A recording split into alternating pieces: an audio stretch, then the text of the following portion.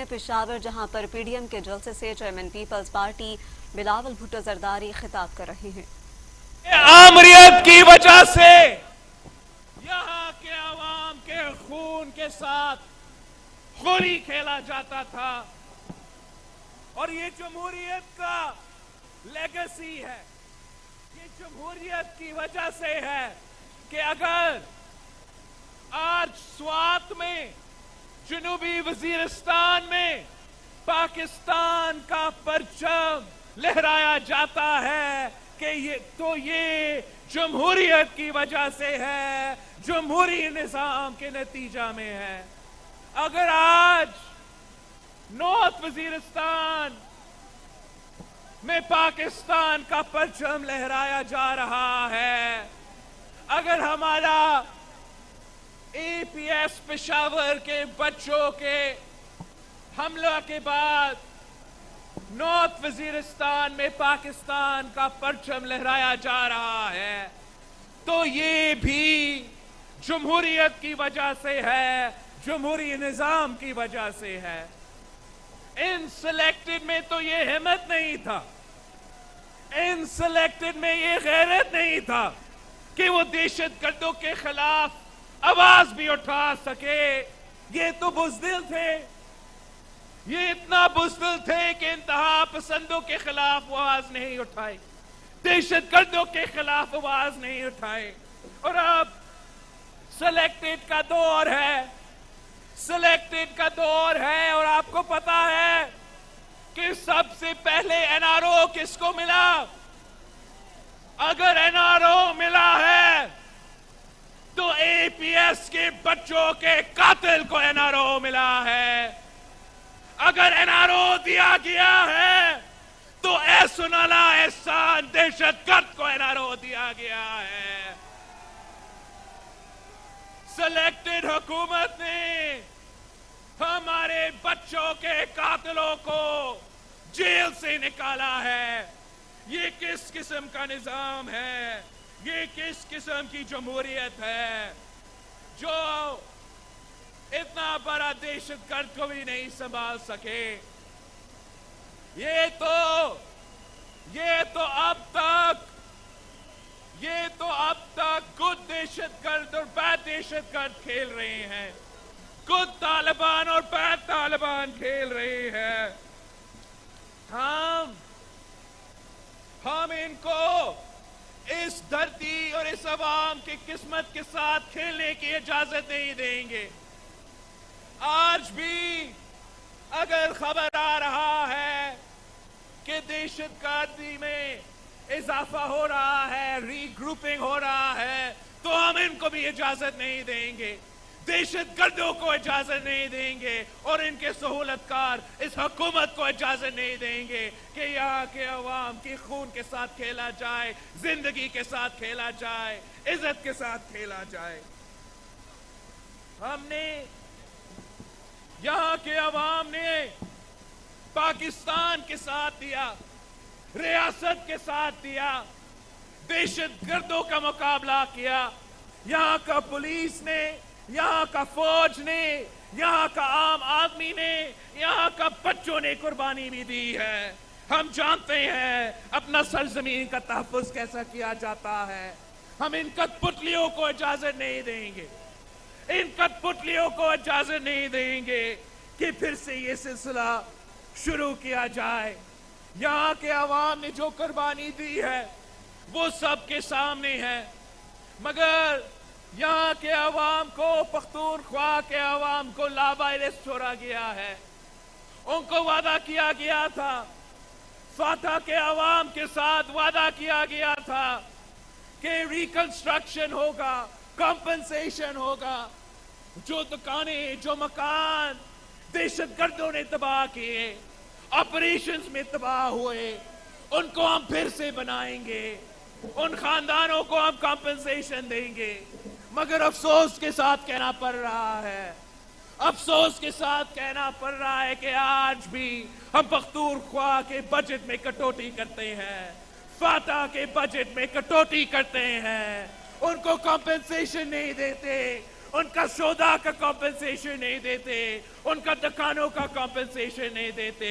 یہ Pakistan Peoples party کا وعدہ ہے, یہ پی ڈی ایم کا وعدہ ہے کہ ہم پختونخوا کے عوام کو لاوارث نہیں چھوڑ سکتے. ہم پختونخوا کے عوام کو اکیلا نہیں چھوڑیں گے. ہم انشاءاللہ تعالی نہ صرف کمپنسیشن دیں گے, مگر ان سے جو نہ ہو سکا, انہوں نے اب تک وہ آئی ڈی پیز جو آپریشن میں بے گھر ہوئے ان کا خیال نہیں رکھا گیا. یہ کس قسم کا سلوک ہے کہ جب جنگ لڑنے کے وقت ہوتا ہے تو یہاں کے عوام آپ کا شانہ بشانہ کھڑے ہوتے ہیں, جان دینے تک تیار ہوتے ہیں, مگر آپریشن کے بعد جب کام کرنے کے وقت آتا ہے, جب یہاں کے عوام کے مسائل حل کرنے کے وقت آتا ہے تو وہ اپنے آپ کو اکیلا محسوس کرتے ہیں.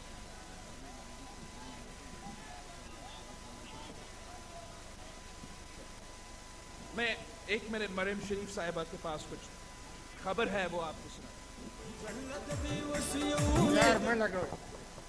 میں مریم بی بی کو دعوت دیتی ہوں کہ وہ آ کے 2 منٹ بات کر کے پھر بلاول صاحب آپ سے بات کریں گے, کیونکہ ان کی نانی مر گئی ہے تو اس لیے حاضری لگوانا چاہتی ہے.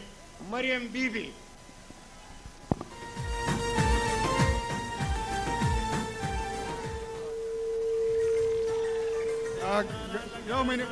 ټولو ملګرو له درخواست دی, ټولو ملګرو له درخواست دی, مهرباني وکړئ دا ځای خالی کړئ. مریم بی بی له لار ورکړئ, دا سټیج خالی کړئ جی. مریم بی بی راځي, دا ځای خالی کړئ, لار وکړئ. انجینئر صاحب. Chairman Peoples Party Bilawal Bhutto Zardari P D M کے جلسے سے خطاب کر رہے تھے. انہوں نے کہا کہ ہم خیبر پختونخوا کے عوام کو لاوارث نہیں چھوڑیں گے. ہم خیبر پختونخوا کے فنڈ میں کٹوتی کرتے ہیں. پختونخوا عوام کو لاوارث چھوڑا گیا, جبکہ ہم کٹ پتلیوں کو پھر سے یہ سلسلہ شروع کرنے کی اجازت نہیں دیں گے. انہوں نے مزید کہا کہ دہشت گردی میں اضافہ اور گروپ منظم ہو رہے ہیں. جی ہاں, اب پشاور میں پی ڈی ایم کے جلسے سے مسلم لیگ نون کے نائب صدر مریم نواز خطاب کرنے جا رہی ہیں. وہ پنڈال پہنچ گئی ہیں, کارکنوں کی بڑی تعداد موجود ہیں. آپ کو بتاتے چلے کہ مریم نواز جلسے سے خطاب کر رہی ہیں. فرما دیجئے اور میاں صاحب کی صحت اور زندگی کے لیے دعا کر دیجئے. شکریہ, بہت بہت شکریہ.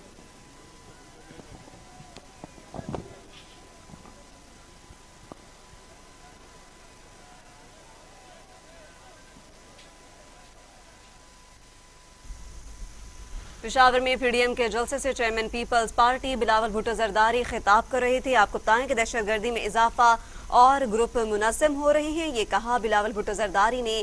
آپ کو بتائیں کہ یہ گڈ طالبان اور بیڈ طالبان کھیل رہی ہیں.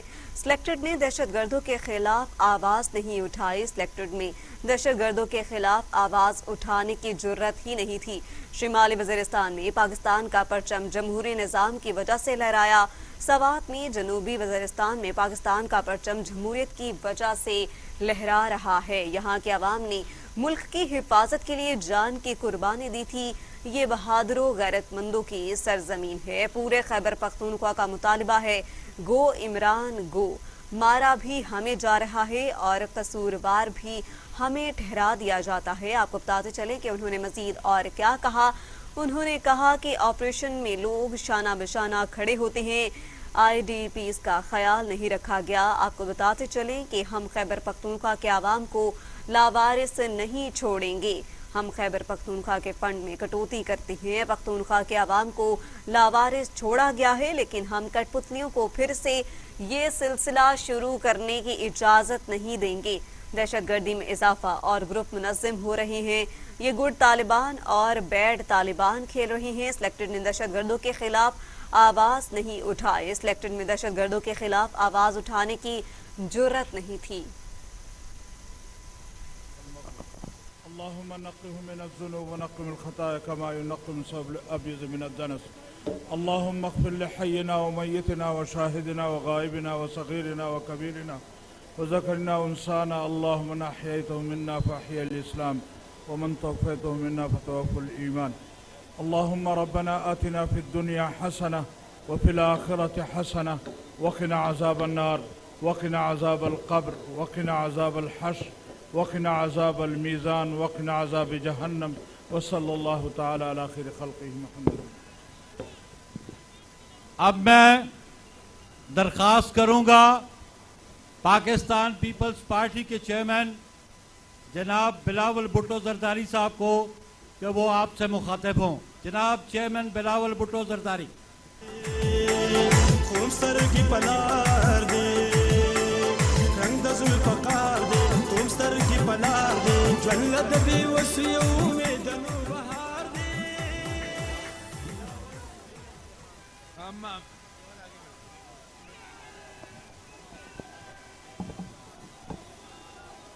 ہم دہشت گردی کی بات کر رہے تھے اور کس طریقے سے یہاں کے عوام نے بے مثال قربانیاں دیے ہیں اور اب ریاست کی ذمہ داری ہے کہ یہاں کے عوام کو وہ کمپنسیشن دے, وہ فائدہ دے جو ان کا حق ہے.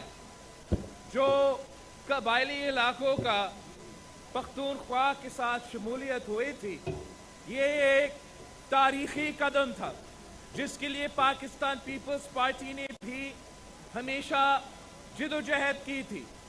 شہید محترمہ بینظیر بھٹو نے عدالت میں بھی گئی تھی کہ فاٹا کو, قبائلی علاقوں کو پختونخوا میں ضم کیا جائے, لیکن اب اگر ہم دیکھتے ہیں تو ایسے نظر آ رہا ہے کہ کاغذی سطح پر تو ضم ہوا ہے مگر فاٹا کو, سابق قبائلی علاقوں کو اب بھی ان کا حق نہیں دیا جا رہا ہے.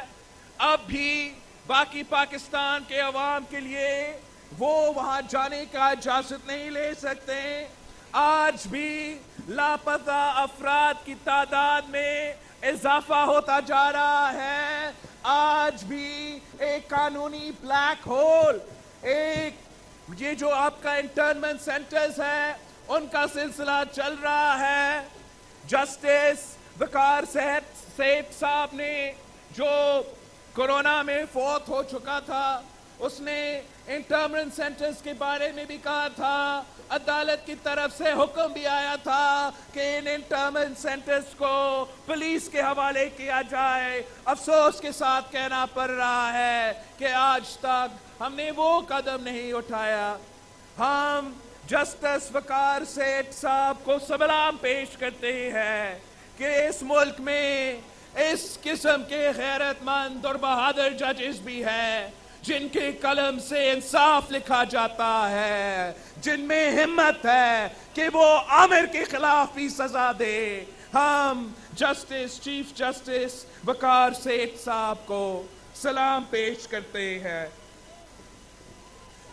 ساتھیوں, جو اس سلیکٹڈ حکومت نے پاکستان کا معیشت کے ساتھ کیا ہے, یہاں کا معیشت کے ساتھ کیا ہے, وہ بھی آپ سب کے سامنے ہے. تاریخی مہنگائی ہے, تاریخی غربت ہے, تاریخی بے روزگاری ہے.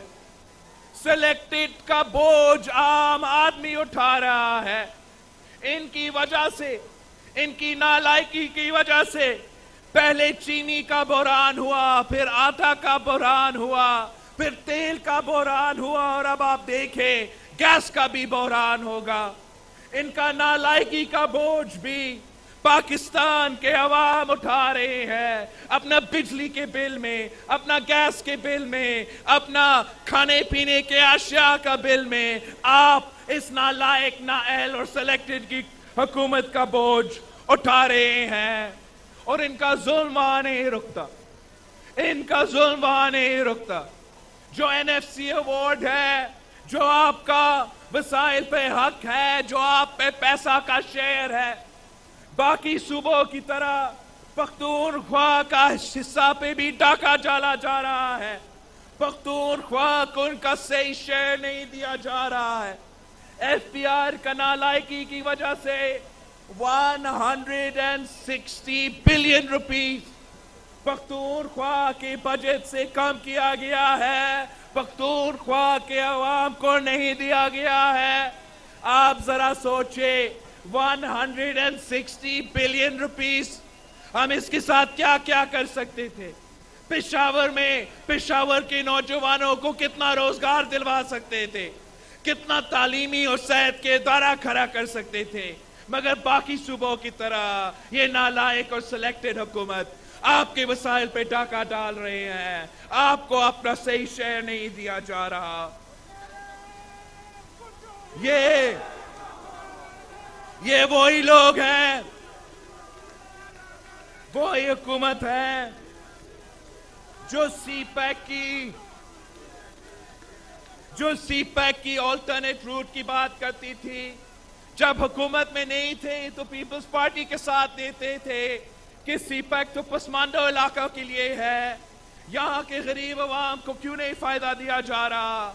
लेकिन जब से वो हुकूमत में आए हैं, सीपैक का जो ऑल्टरनेटिव रूट है, जो गिलगित से होके चित्रार और धीर तक और चक्कादारा तक पहुंच जाता है, उस पे कोई काम नहीं किया जा रहा है। यहाँ के अवाम को उसका भी फायदा नहीं दिया जा रहा है। आपका जो क्रूड ऑयल का प्रोडक्शन है, वो पूरा पाकिस्तान में सबसे ज्यादा प्रोड्यूस आप करते हो। अगर एक दिन में 90,000 बैरल्स प्रोड्यूस होते हैं तो पख्तूनख्वा उसमें 50,000 बैरल्स प्रोड्यूस करते हैं। मगर फिर भी आपको आपका हक नहीं दिया जाता, आपको अपना रॉयल्टी नहीं दिया जाता। वैसे ही जो आपका गैस प्रोडक्शन है, वो भी आपका कंजम्पशन से ज्यादा है, मगर उसमें भी आपको अपना हिस्सा नहीं दिया जाता। हर जगह पे हर तरफ से यह नालायक हुकूमत आपके हक पे डाका डालता है। ये जालिम हुकूमत आपके जेब पे डाका डाल रहा है। आपको अपना वसाइल नहीं दिया जा रहा। खुद को आपके नुमाइंदे कहलवाते हैं, मगर अगर आपके नुमाइंदे हैं तो आपको आपका गैस की रॉयल्टी क्यों नहीं मिलती, आपका क्रूड ऑयल की रॉयल्टी क्यों नहीं मिलती, आपका हाइडल पावर का रॉयल्टी क्यों नहीं मिलती। वो इसलिए कि ये पख्तूनख्वा के नुमाइंदे नहीं हैं, ये पख्तूनख्वा के अवाम के नुमाइंदे नहीं हैं। ये अगर नुमाइंदे हैं तो अपने सिलेक्टर्स के नुमाइंदे हैं। अवाम को कुछ नहीं दिया जाता, अवाम का कोई मदद नहीं किया जाता। इन्होंने निजकारी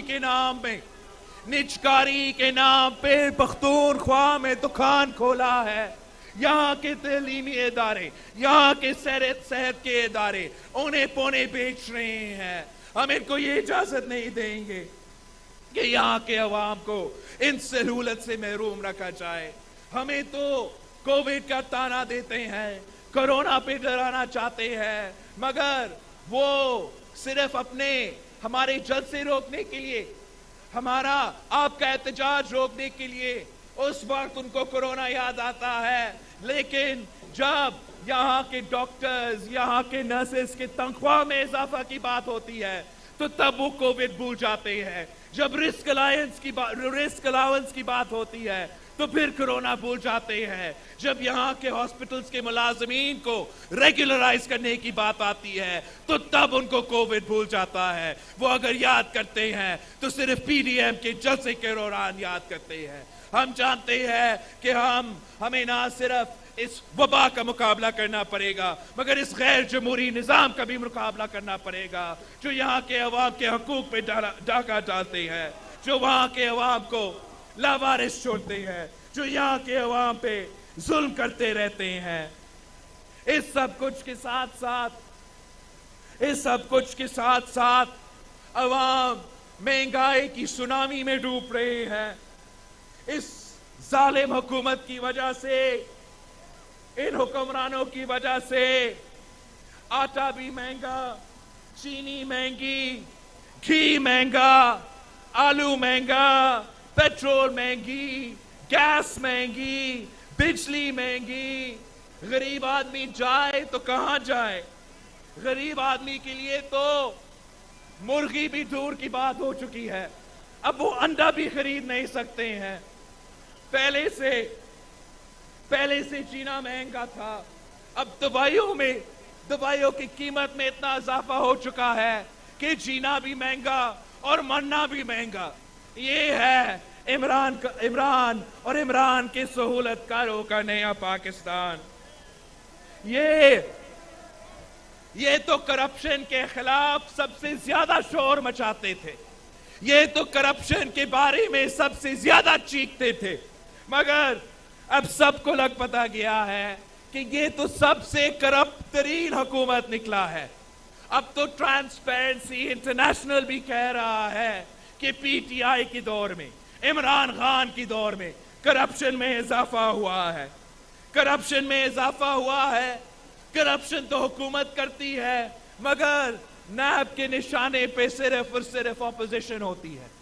नैब का सियासी इंतकाम हो तो नैब के झूठे केसेस हो तो ऑपोजिशन उनको भुगत रहा है, मगर नैब को नजर नहीं आता, नैब को नजर नहीं आता कि यहां पेशावर में मुल्क का सबसे महंगा तरीन मेट्रो है, मुल्क से सबसे महंगा तरीन मेट्रो है, जिनके बसेस खुद ब खुद जल जाते हैं, जिनके पैसेंजर्स को बस को धक्का दे के चलाना पड़ता है, मगर ये नैब को नजर नहीं आता, नैब को नजर नहीं आता, नैब को नजर नहीं आता,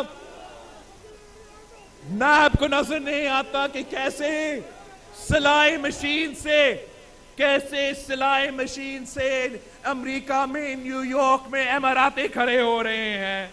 नैब को नजर नहीं आता कि मालिम जब्बा में क्या क्या करप्शन किया गया है। नैब को नजर नहीं आता कि फॉरेन फंडिंग केस में कैसे बैरून मुल्क के लोग, भारत के वजीर, इजराइल के शहरी पीटीआई का फंडिंग करते रहे। नैब को नजर नहीं आता, नैब को नजर नहीं आता कि स्पेशल असिस्टेंट्स के साथ पैनामा के जायदादें कैसे हुए, स्पेन में जायदादें कैसे आए, अमेरिका में जायदादें कैसे आए। नैब को नजर नहीं आता। नैब में वो हिम्मत नहीं है, नैब में वो हिम्मत नहीं है कि वो पूछ सके कि पापा जॉन्स का एम्पायर एक स्पेशल असिस्टेंट ने पूरी दुनिया में कैसा खड़ा कर दिया है।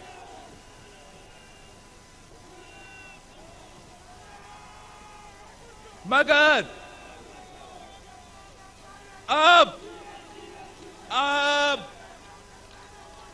अब इनके जाने का वक्त आ गया है।